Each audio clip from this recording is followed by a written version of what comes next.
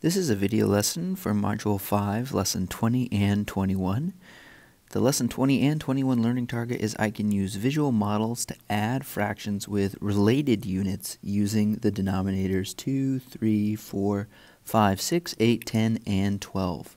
So today's lesson is going to be about looking at different strategies we can use when we run into a situation where we have two fractions and we're adding them together, but the fractions have different denominators.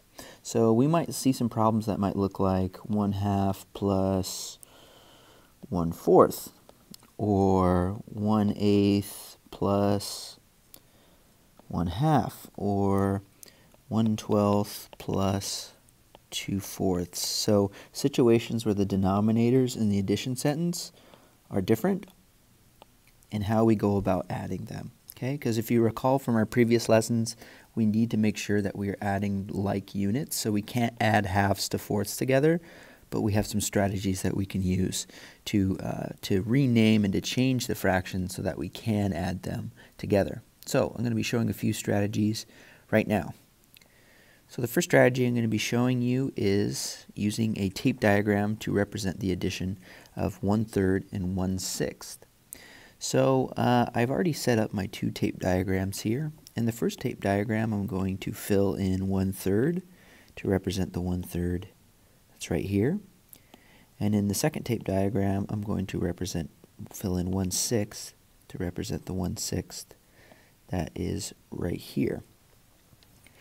And so, like I mentioned earlier, we can't currently add these two fractions together because we have different units. 1/3, we have thirds and sixths.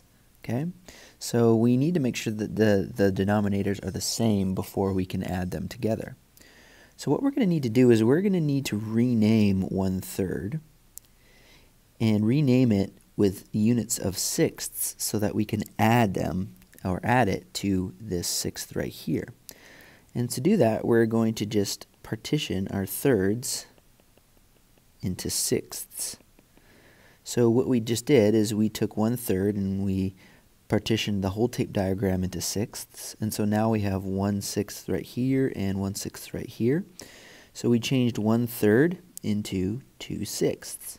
So now that we've represented 1/3 into 2/6, we're really working with the problem 2/6 plus 1/6. And now we're back to the same addition strategy we used previously, where we can keep our denominator the same and add our numerators, and we get 3/6 as our answer. So that was using a tape diagram to model the change or renaming of 1/3 into sixths so that we can have our denominators or units match and then add them together to get our final answer of 3/6. Now another strategy we can use to visually show the addition of two different fractions is the number line. So in this problem I'm going to be adding the fractions 3/4 and 5/8 using a number line to model the addition. So I've already set up my number line here and I've partitioned it into fourths. So for this number line I'm going to start by marking 3/4 on the number line. So that's right here. And I'm going to be adding 5/8. So I currently don't have my number line partitioned into eighths. So in order to add 5/8 to my number line, I'm actually going to partition the number line into eighths right now.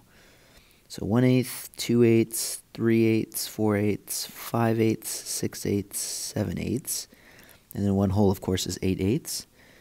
9/8, 10/8, 11/8, 12/8, 13/8. 14/8 and 15/8, and of course 2 wholes would be 16/8. So now that I've partitioned 3/4 into 5/8, I can add 5/8 by jumping 5/8 to the right on the number line. So I'm going to go ahead and do that. 1, 2, 3, 4, 5/8. So I end up right here.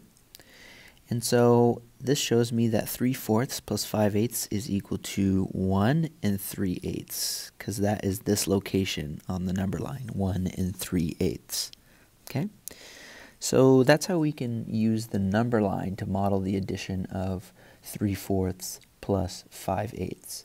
Okay, so we get an answer of 1 3/8, or it's the same thing as 11/8. So there are two visual strategies that you can use to model addition of fractions with different denominators. So the tape diagram in the first problem and the number line in the second problem. Now the last strategy we're going to use is actually adding these types of fractions with no models. Now this is going to be probably the most efficient strategy you can use to add fractions with different denominators.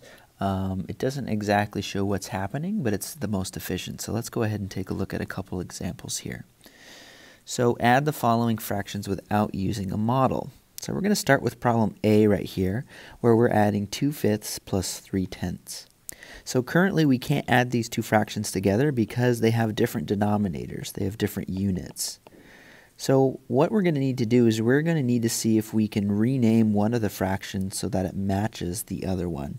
And if I look at 2/5, I can see that if I multiply 2/5, if I multiply the numerator and the denominator by 2, I can rename 2/5 into 4/10. So once I've done that, I can substitute 4/10 in to 2/5. And so I'm going to actually solve the equation 4/10 plus 3/10. So now that I have the units or the denominators the same, after I renamed 2/5 into 4/10, I could simply add and get my answer of 7/10. So we can do the same thing over here with problem B. We look at our two fractions, we notice that they have two different denominators, so we can't add them as they are currently written. So we're going to see if we can rename one of them so that we can make our denominators match. And so if we look at 4/3, if I look at the 3 in the denominator of this fraction right here, I realize that I can multiply 3 times 4 to get to 12ths. And if I multiply the denominator by 4, I need to multiply the numerator by 4, so I get 16/12. And so now I'm just going to substitute 16/12 in for 4/3 because that is the renamed fraction with the correct units. And so I'm really adding 3/12 plus 16/12. And now that my units or my denominators are the same, I can simply just add the numerators.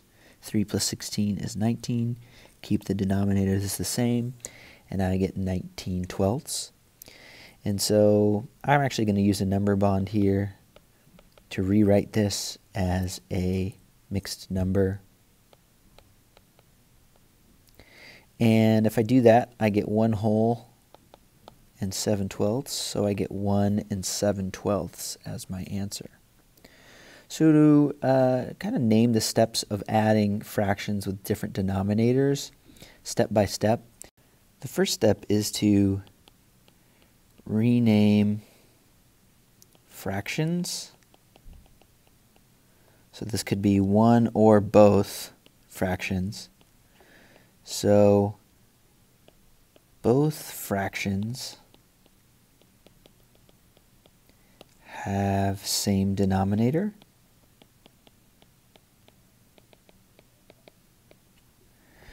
Then the second step is just to add the fractions together. And then the last step is to, and this is only if it's necessary, decompose and write as a mixed number. And so this one is if necessary. So if we look back at these example problems that we just did, we can see that step 1 was right here, where we renamed 2/5 into 4/10. Step 2 is right here, where we added the two fractions together now that they were written in the same denominator. And for this problem, for problem A, we didn't need step 3 because we didn't have an improper fraction. We just got our answer of 7/10. And if we look at problem B, step 1 was right here where we rewrote 4/3 and we renamed it into 16/12. And then part 2 was right here. Step 2 is where we added the fractions together. And then step 3 was where we decomposed the fractions and got our mixed number of 1 7/12. So there you have it. There's 3 different strategies we could use to add fractions with related denominators. And so if you get stuck on any of the work in the problem set, you can always come back and rewatch the parts of this video to give yourself a little refresher. So good luck and thanks for watching.